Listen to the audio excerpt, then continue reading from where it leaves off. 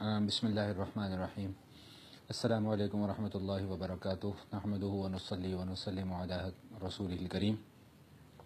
سب سے پہلے تو معذرت، 2 دن کچھ اپنی ذاتی مصروفیات کی بنا پر حاضر خدمت نہیں ہو سکا۔ بہرحال انشاءاللہ آئندہ کوشش ہوگی کہ بغیر ناغے کے اس تسلسل کو جاری رکھا جا سکے۔ سورۃ الاعراف کے مضامین کا تذکرہ انشاءاللہ آج کی نشست میں آپ کے سامنے کیا جائے گا۔ سورۃ الاعراف یہ مکی صورت ہے، اور اس سورہ مبارکہ میں بھی دیگر مکی صورتوں کی طرح بنیادی عقائد کا ذکر کیا گیا ہے۔ اعراف ایک مقام کا نام ہے جو جنت اور دوزخ کے علاوہ ہے، اور اس مقام پر ان لوگوں کو رکھا جائے گا کہ جن کے پاس اعمال تو ہوں گے لیکن ان کی نیکیاں کم ہوں گی، اور ان کے فیصلے کو مؤخر کر دیا جائے گا۔ اور علماء کرام فرماتے ہیں کہ جب سارے معاملات ہو جائیں گے تو بعد میں ان کو بھی جنت کے اندر ہی داخل کر دیا جائے گا۔ قرآن کریم کی حقانیت اور قرآن کریم کی عظمت کے ساتھ اس سورہ مبارکہ کے مضامین کا آغاز ہوتا ہے، اور اہم ترین مضمون جو بالکل آغاز میں ذکر کیا گیا وہ یہ کہ جو اعمال ہم اس دنیا کے اندر کر رہے ہیں، آخرت میں ان اعمال کا وزن کیا جائے گا، ان اعمال کو تولا جائے گا۔ اب یہ اعمال کا وزن کیسے ہوگا، اعمال کی شکل و صورت کیسی ہوگی، کیسے ان کو تولا جائے گا، اور کیسے ان کا جو ہے وہ سارا کا سارا معاملہ کیا جائے گا، یہ سارے کے سارے وہ معاملات ہیں جن کا تعلق غیب کے ساتھ ہے، اور ہمارے لیے ان پر ایمان رکھنا فرض ہے۔ ایک حدیث شریف میں آتا ہے جس کا مفہوم ہے کہ قرآن کریم نے ایک جگہ پر سزا کو بیان کیا، حدیث کے اندر بھی بیان کیا گیا کہ جو مجرمین ہوں گے ان کو منہ کے بل گھسیٹا جائے گا، منہ کے بل ان کو چلایا جائے گا۔ تو صحابہ کرام رضوان اللہ تعالی علیہم اجمعین نے عرض کیا کہ یا رسول اللہ، بھلا ہم منہ کے بل کیسے چلیں گے؟ تو فرمایا کہ جس اللہ نے پاؤں کے بل چلایا ہے وہی اللہ منہ کے بل بھی چلائے گا۔ تو جس اللہ نے پوری کی پوری کائنات کی تخلیق فرمائی ہے، وہ اللہ چاہے گا تو ان اعمال کو شکل بھی دے گا، صورت بھی دے گا، جسم بھی دے گا، جس کی بنا پر ان کا وزن کیا جائے گا، اور وزن کے بعد جس جانب پلڑا بھاری ہوگا اس جانب فیصلہ کر دیا جائے گا۔ نیک اعمال کا پلڑا بھاری ہوگا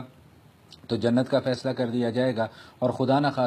خواستہ گناہوں کے اعمال کا پلڑا بھاری ہوگا تو پھر جہنم کا فیصلہ کر دیا جائے گا۔ اس کے بعد اس سورہ مبارکہ میں جو اہم ترین مضمون بیان کیا گیا وہ سیدنا آدم علیہ السلام کی تخلیق کے حوالے سے گفتگو کی گئی، اور تخلیق کے بعد سیدنا آدم علیہ السلام کا جنت سے نکلنے کا بھی تذکرہ کیا گیا، شیطان نے کس انداز میں آ کر بہکایا اس کا تذکرہ بھی اسی سورہ مبارکہ کے اندر کیا گیا۔ البتہ جو یہاں پر اہم ترین بات سمجھنے کی ہے وہ یہ کہ جب شیطان نے ان کو بہکایا اور ممنوعہ چیز کے پر جانے پر اکسایا اور وہ چلے بھی گئے اور انہوں نے وہ دانہ کھا بھی لیا، تو اس کے بعد سب سے پہلا کام جو ہوا وہ یہ کہ ان کا جو جنت کا لباس تھا وہ ان سے لے لیا گیا۔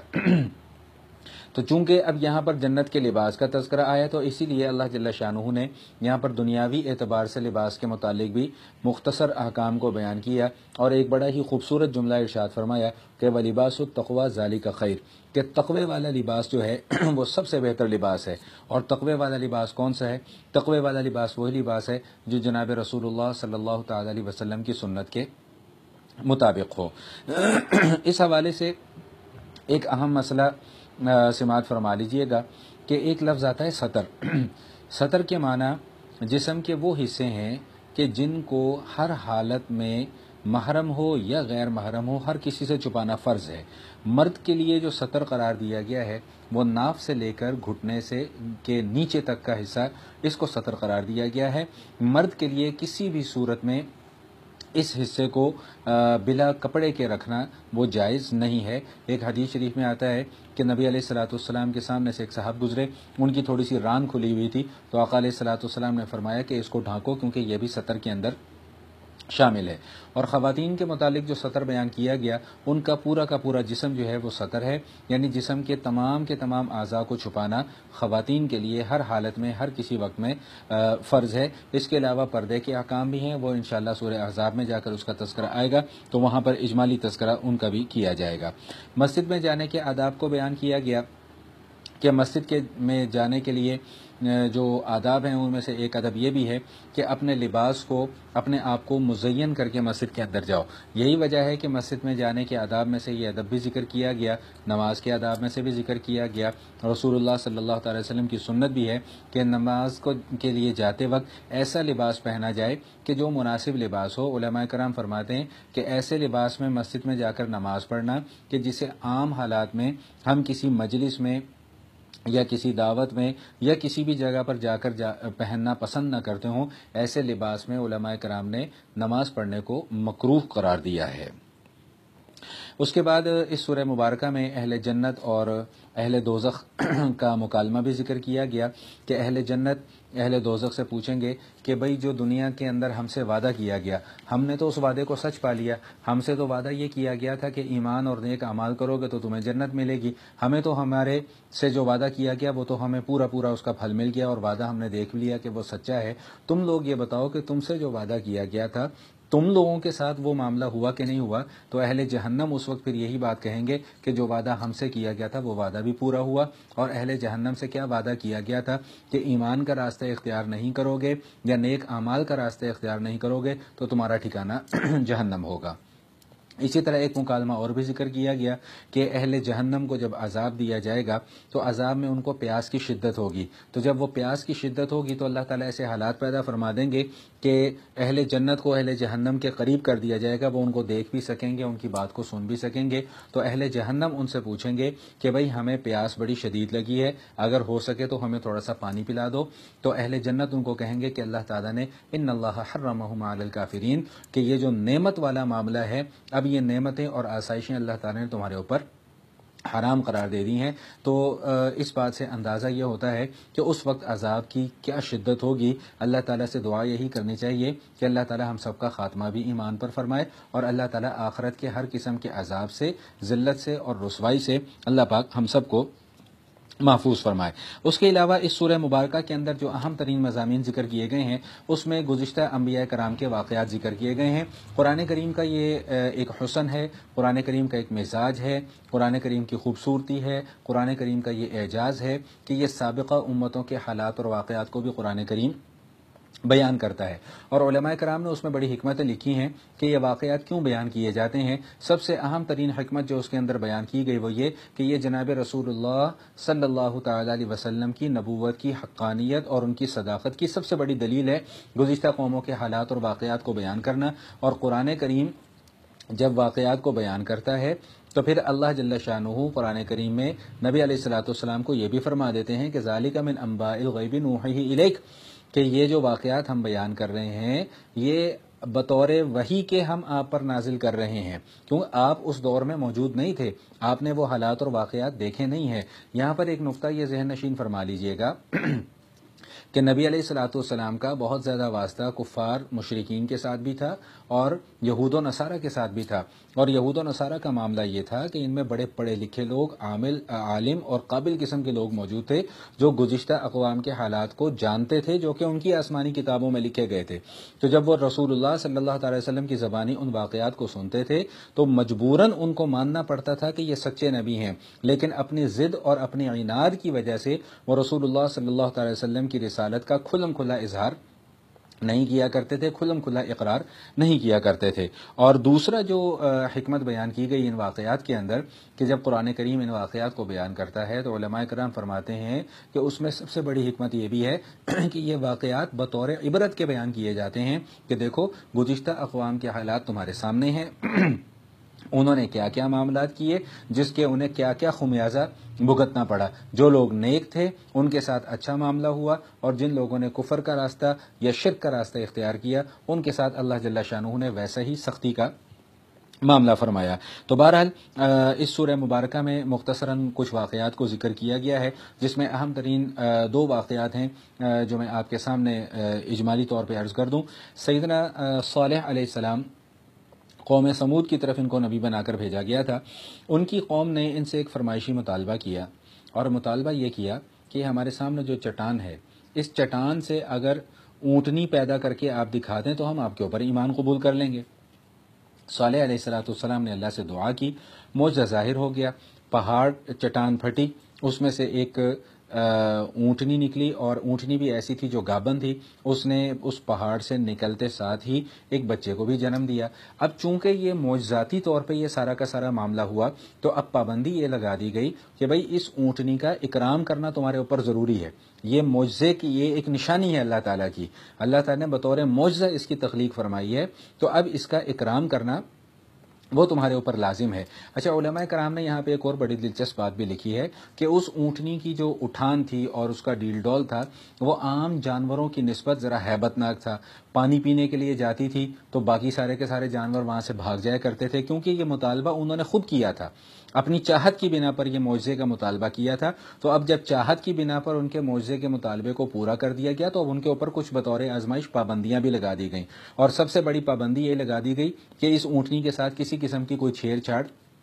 نہیں کرنی۔ لیکن چونکہ وہ نہ ماننے والا طبقہ تھا، نہ ماننے والے لوگ تھے، انہوں نے ظلم یہ کیا کہ اس اونٹنی کو قتل کر دیا۔ اس اونٹنی کو قتل کرنے کے نتیجے میں اللہ تعالیٰ کی طرف سے عذاب ان کے اوپر مسلط کیا گیا۔ اسی طرح سیدنا شعیب علیہ السلام کے واقعے کو اجمالی طور پہ ذکر کیا گیا۔ ان کی قوم کے اندر جو کفر کے علاوہ بنیادی گناہ تھا،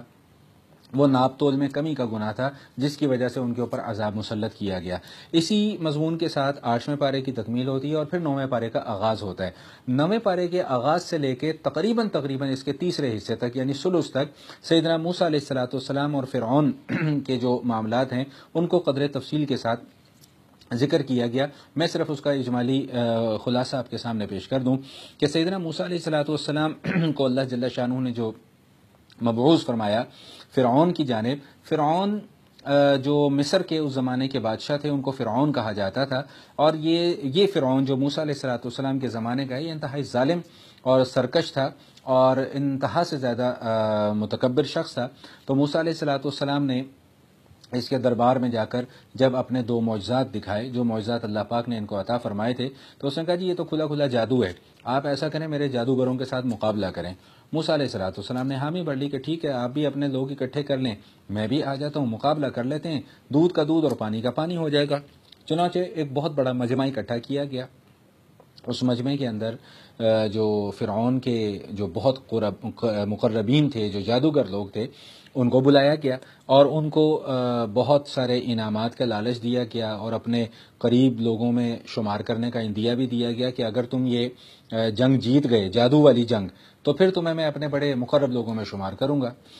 جادوگروں نے جب یہ معاملہ ہوا تو جادوگروں نے کہا کہ بھئی پہلے آپ اپنا جادو دکھائیں گے، بقول ان کے ذوم میں موسیٰ علیہ السلام کا جادو تھا، حالانکہ وہ جادو نہیں تھا، معجزہ تھا، یا ہم پہلے دکھائیں؟ تو موسیٰ علیہ السلام نے فرمایا کہ بھئی پہلے آپ دکھائیں۔ تو انہوں نے کچھ رسیاں پھینکی، وہ رسیاں ایسا محسوس ہونے لگا لوگوں کو جیسے سانپ ہیں، یخیل الیہ من سحرہم انہا تسعی، حقیقت میں وہ رسیوں نے سانپ کا بھیس نہیں بدلا، لیکن لوگوں کو انہوں نے اس طریقے سے ہپنوٹائز کر دیا کہ لوگوں کو محسوس یہ ہونے لگا کہ یہ رسیاں نہیں ہیں بلکہ سانپ ہیں۔ اب اللہ کی طرف سے حکم آیا کہ آپ اپنا عصا پھینک دیجئے۔ موسیٰ علیہ السلام نے جب اپنا عصا پھینکا تو اس نے ایک بہت بڑے اژدہے کی شکل اختیار کر لی، اور وہ جتنے جو نقلی سانپ اس کے سامنے پھر رہے تھے وہ ان سب کو نگل گیا۔ اب جادوگر جو یہ سارا کا سارا ماجرا دیکھ رہے تھے، وہ اس حقیقت کو سمجھ گئے تھے کہ یہ جادو نہیں ہے، یہ سانپ حقیقت میں سانپ بنا ہے، یہ جو لاٹھی تھی یہ حقیقت میں اس نے سانپ کا روپ دھار لیا ہے، ہم نے تو صرف لوگوں کو ہپناٹائز کیا تھا، ہماری رسیاں تو صرف لوگوں کی نظر میں ایسا تھا کہ وہ سانپ ہیں، لیکن وہ حقیقت کو چونکہ جان گئے تھے، اس لیے سب نے یک زبان ہو کر کہا کہ آمنا برب ہارون و موسیٰ، کہ ہم موسیٰ علیہ السلام اور ہارون علیہ السلام کے رب کے اوپر ایمان قبول کرتے ہیں۔ جس پر فرعون نے ان کو پھر خوب دھمکیاں دی کہ میں تمہیں قتل کر دوں گا، میں تمہارے ہاتھ پاؤں کٹوا دوں گا، میں تمہیں یہ کر دوں گا، وہ کر دوں گا، لیکن وہ اتنا پختہ ایمان ان کے دلوں کے اندر راسخ ہو چکا تھا، انہوں نے کہا کہ جو تم سے بن پڑتا ہے وہ کرو، لیکن ہم اب اس راستے کو چھوڑنے والے نہیں ہیں۔ اب آیا فرعون نے ان کو سزا دی یا نہیں دی، اس حوالے سے کوئی تفصیلات نہ قرآن کریم کے اندر ذکر کی گئی ہیں اور نہ ہی کوئی مزید احادیث کے اندر اس حوالے سے کوئی واقعات کو ذکر کیا گیا۔ اس کے بعد آگے جا کے جو واقعہ بیان کیا گیا وہ موسیٰ علیہ السلام کا، کہ موسیٰ علیہ السلام جب توریت کے حصول کے لیے कोह तूर पर तशरीफ़ ले गए तो पीछे जो बनी इसराइली थे कौम, उन्होंने एक बछड़े की पूजा करना शुरू कर दी थी। तो मूसा अलैहिस्सलाम जब वापस तशरीफ़ लाए तो उन्होंने सख्त नाराज़गी का इजहार किया। ये बछड़े की पूजा के हवाले से जो तफसीली वाक़या है वो इंशाअल्लाह सूरह ताहा में आएगा। ज़िंदगी रही तो मैं वहाँ पर इंशाअल्लाह इसके का खुलासा आपके सामने ज़रूर पेश करूँगा। उसके बाद जो अहम तरीन मज़मून ज़िक्र किया गया उसमें बलअम बिन बाऊरा का वाक़या ज़िक्र किया गया। ग़ालिबन ये मूसा अलैहिस्सलाम के ज़माने का बड़ा अल्लाह का नेक और बरगुज़ीदा बंदों में से इसका शुमार होता था, लेकिन अपने इल्म और अपने अमल पर तकब्बुर की वजह से इसको गुमराही नसीब हुई और इसको ज़िल्लत और पस्ती की गहराइयों में गिरा दिया गया, जिससे हमें सबक यह मिला कि इंसान को कभी भी अपने आमाल के ऊपर या अपने इल्म के ऊपर घुमंड नहीं करना चाहिए। यह घुमंड और तकब्बुर की जो बीमारी है ये इंसान को कहीं का नहीं छोड़ती और यह इंसान को ले बैठती है। उसके बाद अस्माउल हुस्ना का जिक्र किया गया। अल्लाह पाक ने फरमाया कि अल्लाह ताला के कुछ नाम हैं, उन नामों से अल्लाह ताला को पुकारा करो और उससे बरकत हासिल किया करो। कुरान करीम की तिलावत के आदाब बयान किए गए कि वइज़ा क़ुरिअल क़ुरआन फस्तमिऊ लहू व अंसितू लअल्लकुम तुरहमून, कि जब कुरान करीम की तिलावत की जा रही हो तो उसको खूब तवज्जो के साथ और पूरे इन्हिमाक के साथ सुना करो। इसी मजमून के साथ सूरह आराफ मुकम्मल होती है और सूरह आराफ की बिल्कुल जो आखिरी आयत है उसमें कुरान करीम की तरतीब के एतबार से सबसे पहला सजदा तिलावत है। कुरान करीम में कुल 14 आयात ऐसी हैं, 14 मकामात ऐसे हैं कि जिनको पढ़ने वाले पर या सुनने वाले पर एक सजदा करना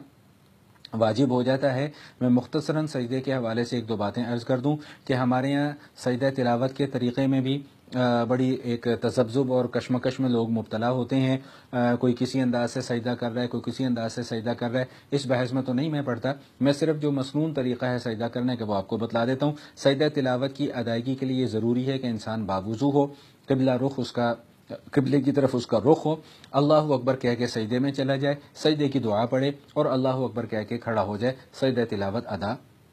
हो जाएगा। मैंने अर्ज़ किया कि 14 मकामात कुरान करीम में ऐसे हैं कि जिन आयात को पढ़ने वाले पर और सुनने वाले पर सजदा तिलावत का करना वाजिब होता है। हदीस शरीफ में आता है कि जब ये आयात सजदा कोई मुसलमान तिलावत करता है और फिर सजदा करता है तो शैतान जलील होता हुआ, रुसवा होता हुआ, हवा खारिज करता हुआ भागता है और ये कहता हुआ जाता है कि इब्ने आदम को सजदा करने का हुक्म दिया गया, उसने फ़ौरन सजदा कर लिया और मुझे सजदा करने का हुक्म दिया गया था लेकिन मैं उस मौके पर सजदा नहीं कर सका। इसी मजमून के साथ सूरह आराफ के मज़ामीन का जो खुलासा है वो मुकम्मल हुआ। इंशाअल्लाह ज़िंदगी रही तो कल की नशिस्त में फिर मुलाकात होगी। अस्सलामु अलैकुम व रहमतुल्लाहि व बरकातुहू।